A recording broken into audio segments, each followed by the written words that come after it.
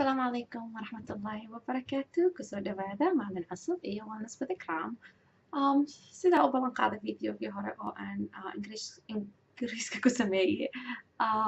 waxaan rabaa inaan still isku dayo inaan emotional intelligence ka hadlo oo af soomaali kaga hadlo emotional intelligence waxa waaye sidee lagu noqdaa qof akhyaar ah kulligeen waa ka siinaa dad oo aan dhahno qofkan akhyaar waaye iyo dad not so intelligent, they are أخيار معهن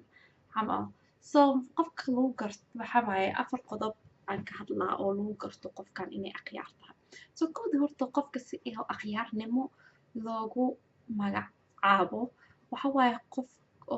qof miisaan leh waaye, qof qiyaas leh waaye, qof oo markay hadlayso oo xikmad ku hadasho waaye. So dadka way kala yihiin dad oo waxaa jiraan waa la hadlaa iskaga hadlaan iyo dad oo hadalkooda xisaabsan yahay oo miisaan leh oo qiyaas leh oo ka fikireen intay hadleen waaye. So ma lagu dhashtaa marka intelligencega maybe inaa lagu dhashto maybe some people inay dhaxal camal oo ay u qaataan oo genetic ay noqoto laakiin waxa waaye wax oo la baran karo. So qasab ma aha haddaadan ku dhalanin intelligence ma aha micnaheeda inaadan noqon karin qof intelligent ah. There are steps aa qaadan kartid ama qadwayaal oo ku gaarsiinayaan that level of inaa qof akhyaar ay noqotid. So maxaa ka mid ah marka waxyaabahaas maxaan sameyn karaa si aan qof akhyaar u noqdo, qof miisaan u noqdo, qof oo markay dadka ila hadlaayaan ay dhahaan heblaayo ama hebel qof waxa waaye qof miisaan leh waaye qof fiican waaye. So midda koowaad waxa waaye qofka horta inay ogaato meesha ay taagan tahay. Qofkii la hadloosa inay qiyaasi karto waxaa la rabaa qofka inay waxaa suubin karto markii qof ay isla hadlaayaan inay nafteeda ka warqabto hadalkan oo laygu shugooyo maxaan dareemoyaa inay ogaan kartaa la rabaa. So midda koowaad waxaan dhahnaa koodii wax oo baas la dhaho baas waxa waaye markii qofku la hadasho ha iska soo jawaabin ha ku ordin jawaabta u aamus wax yar u hako maybe deep breath qaado markaas u jawaab because intaas yar maybe 30 second inay tahay 30 secondkaas laakiin wuxuu ku siinaa jaanis inaa hadal qiyaasan sheegtid oo aadan iska hadlin ama kasoo qabo qofka way ku aflagaadaysanaysaa way kugu xadgudbaysa intaa adigana difaaca kusoo qaada lahayd waxaas yar aa istaagaysid 30 secondkaasayto waxay ku siihaysaa jaanis oo inaa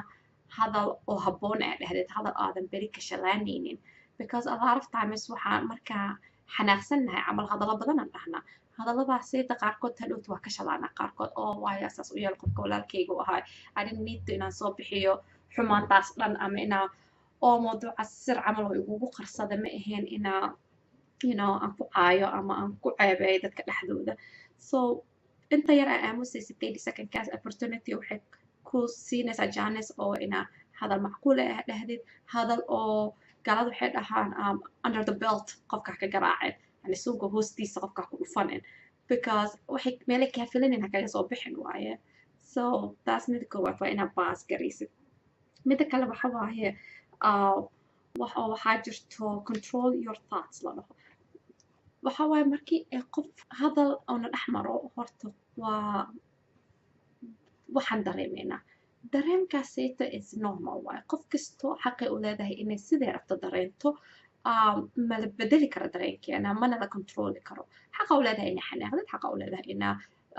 saad noqotid xaqa u leedahay inaa faraxdid wax kasta xaqa u leedahay dareenkaaga waaye laakiin sida waxaan dareenno wuxuu affect gareynaa ama wuxuu dhibaato gaarsiinaa fikirkeena. So masalan haddaa i xumaysid maanta ani xanaaqo xanaaqii maskaxdeyda waxaa soo galaysa fikir oo waxa see lagu yeeli karaa maxaa lagu xumayn karaa maka filanaynin inaan ka aarsado waayo camal aa imaanayso. So inaan ka aarsado waayo camal haddaan dhaho ama inaan gooyo waayo inaan dhaho fikraddii waxay siinaysaa waxay iidana dhibaato gaarsiinaysaa actionkayga. So haddaan ku fikiro qofka masalan inaan ka aarsado then qadwada labaad aan qaadayo waxa waaye sidee uga aarsan lahay. So sidee uga aarsan lahay hadday noqoto inaa jidku istaagaan la dagaalo ama haddii ay noqoto inaa meel kasta aan fariisto ka hadla aan ceebteeda iyo sirteeda iyo wax kasta aan banaanka soo bixiyo iyo hadday noqoto inaan social mediada ku fadeexeeyo waxa waaye wixii dhan fikirkaasaa keena so dareenkeena ma aha waxa uu actionkeena controlayo laakiin fikirkeena waaye so fikirkaagsay u controli kartaa waaye marka so fikirkaaga waxa uu controli kartaa horta inaad ogaatid waaye fikirkaaga dhinaca uu socdo because haddaadan ka warqabinba fikirkaaga wuxuu kugu suubinayo iyo dhibaatooyinka oo keeni karo then that's a problem so you have to first inaad fadhiisatid naftaada aa ogaatid what's going on in my head maskaxdayda maxaa ka socdo fikradaha oo madaxay kusoo dhacooyin maxay yihiin okay way qofka saas oo ii yeel muxuu saas igugu xumeeyey okay qofka wuu ku xumeeyey bad qofki ma ogyahay inuu ku xumeeyey ma ogyahay hadalka uu ku dhahay qofkaasayta inay dhibaato ku gaarsiisay ama aamaan caawa dhan aa hurdi laadahay because xanaaq ay ka xanaaqsan tahay waxaa dhici karta inaa ogeyn so maybe qofka inaa dhahdid maybe ma ogaa moosan ii wadin so maybe way ka noqote waxaa dhici karto inaa maybe waa u tagaa berita subax markaa soo kaco waa la hadlaa uu sheegaa waryaahayda markaa shalay isla joogna maxaasaan iisaan ii tiri aan dhahaa because waxaa dhici karta dadka badankood oo waxaa jiraan iska hadlaan oo laakiin xumaan ka wadin waa u badannahay I see them all the time waxaa hadalaa kasoo baxaya man xumaanna ma ka wadaan gadaalna waa ka shalaanayan markii loo sheego ama markii hadhootay arkaan col inaa laga goosto oo lala hadlaynin then waxay dhahayaan hebel maxaan ka sameeyey gadaale waxay kasoo maqlayaan maalintii saasii saas ahayd saasii saasaa dhahdaan hebel waxaas uu xanaaqsan yahay that's why oo ku agmarooya maalin kasta which is really haddii runtii la sheego qof weyn oo adult ah oo yacni akhyaar ah saas uma dhaqanto qofka akhyaarta waxay u dhaqantaa haddii ay qofka u gafto waa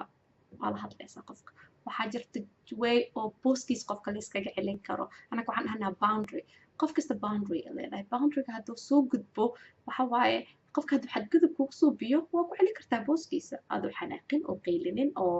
calaaqada kala goonin oo colla kala goosanin oo la isxumeynin qofka waryaa waa ugu qaldan tahay saasa ila hadlan ani markale please naga day waxaanayta aawadid aa dhihi kartaa so that's waxa waaye controlling your thoughts mida kale waxa waaye criticism so bani aadam haddaan nahay maalin kasta qofaa waxayna dhehaysaa waana criticize garahaysaa criticize waxa waaye markii qofka ku dhahdo oh xijaabkaaga ma jecli okay xijaabkayga ma jecla so what camal dadka laakiin isku hal maaha qof waxay dhehaysaa waxay qaadanaysaa criticismka inay tahay hujuum oo iyada lagu soo qaado dadka badankoodna saasay soo biyeen hujuum camal dagaal camal ay u qaataan oo way xumihiisa shiwanamina si xun dareemo inay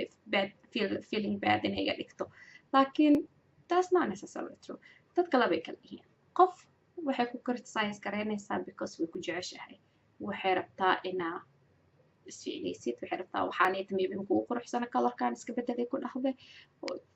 wanaag way kula rabtaa soo wanaaga ah seeto wanaag u qaado dad qaarkood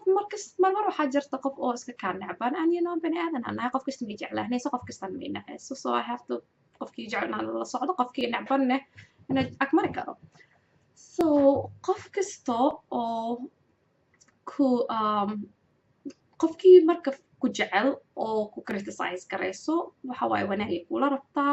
adigana inaa wanaag ku qaadatid waaye inaa dhahdid okay waxaan dhahay okay maybe kalarkan ma quruxsani alay dhahay okay so then waa fiirina horta kalarkaanaytii ani ma ismaaj garaynayna maybe dad aan aaminayo oo aan trust garaynayo aan weydiiha hey se idin layaa xijaabkan kalarkiisa qofaa anoo dhin hataa qofaasay dhahday laba saddex qof aan jeclahay oo aan ogahay inay jecel yihiin oo runta ay sheegayaan aan weydiina hadday dhahaan no wuu fiican yahay that's good then haddaa rabo inaa iska hubiyo waa kaasa waa qaadana qofkaasna hadalkiis meela iska dhiga hadday dhahaan no maybe kasto darker color ama brighter color then okay maybe qofka wanaaga ila rabtay so adi anyway wixii lagu sheego automatically caayaha u qaadanin wixii fiican kala bax way xun iska tuur that's it intan ugu dambeysa waxa waaye apologize just because qofaa raali dhahday micnaheed ma aha inaa qalad qiranaysid raali markaa qofka dhahdid walaalkaa ah ama saaxiibkaa ama dariskaaga waa micnaheed waxa waaye wax kasta oo dhacayba adaa ka muhiimsan xiriirkiinaa ka muhiimsan so ha u qaadanin inaa adi noqoto qofkii oo hoos u degay oo laga badiyey because meesha waxa ma aha it's not a game just waxa waaye adaa qofkii weyn noqotay qofkii always waxaan dhahnaa the bigger person apologize gareha marka apologize garaysid adi ama qofka raali ahaa dhahdid adaa qofki weynay noqotay adaa qofkii oo waxaa noqotay relationshipka qiimaheeda xiriirka naga dhexeeya ah ka qiimo badan wax kasta oo na dhex maro mana ku kala go-ayni waxaanayta dartiisa so qofka inaa la qiimeeyo way fiican tahay an dadka akhyaarta ah dadkay qiimeeyaan so waxaa idin rajeynaa kulligiina inaa akhyaar wada noqotiin anagana akhyaarta ilaahay nagu daro insha allah waa mahadsantihiin iyo wellness with ikram haddii aad any su-aal qabtid ama comments about videoganeeto please hoos kusoo qor ra'yigaaga ee nala socodsii like share and subscribe ha iloobin waa intaas iyo wellness with ikram asalaamu calaykum waraxmatullahi wabarakatu